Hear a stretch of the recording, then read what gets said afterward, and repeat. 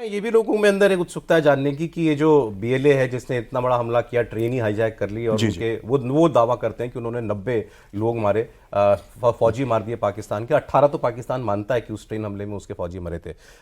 इसकी स्ट्रेंथ क्या है और क्या ये पाकिस्तानी फौज को टक्कर दे सकता है, तो ये भी हम आपको बताएंगे। लेकिन जो आपने बात कही बड़ी सीरियस बात है कि एक पॉलिटिकल फेस मिल गया फ्रीडम स्ट्रगल का मारंग बलोच में। अच्छा, उनकी कहानी भी वैसी है, जिनके लिए वो लड़ रही हैं अपने लोगों के लिए। इतने हज़ारों लोग गायब कर दिए वहाँ पाकिस्तान की फौज ने, उनके अपने पिता गायब कर दिए, उनका नहीं पता चला।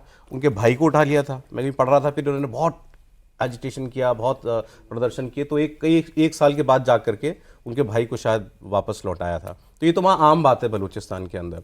लेकिन क्या जिन्होंने, आपने मंडेला साहब का जिक्र किया, जॉर्ज वॉशिंगटन का जिक्र किया, ये सब नायक थे अपनी आज़ादी के, क्या बलूचिस्तान उस स्तर पर पहुंच रहा है?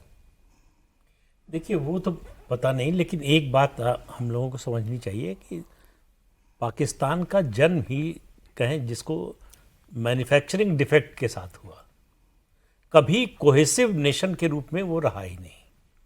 आप ईस्ट बंगाल को देख लीजिए, ईस्ट बंगाल की जो हालत थी, वो जब एक्शन हुआ वहाँ पर, आर्मी एक्शन हुआ, उससे पहले तक ये लगता था अलग हो जाएंगे, रहेंगे नहीं रहेंगे, ये सब बातें चलती थी जो आज बलूचिस्तान के बारे में। मैं ये नहीं कह रहा हूँ जो बांग्लादेश का हुआ वही बलूचिस्तान में भी हो जाएगा, लेकिन उसकी संभावना से इनकार नहीं कर सकते।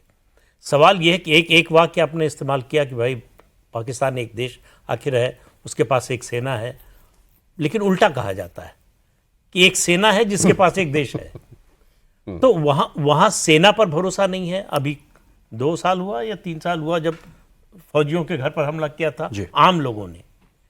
तो फौज पर से अगर आम लोगों का उस देश के भरोसा उठ जाए तो आप समझिए कि क्या हालत हो।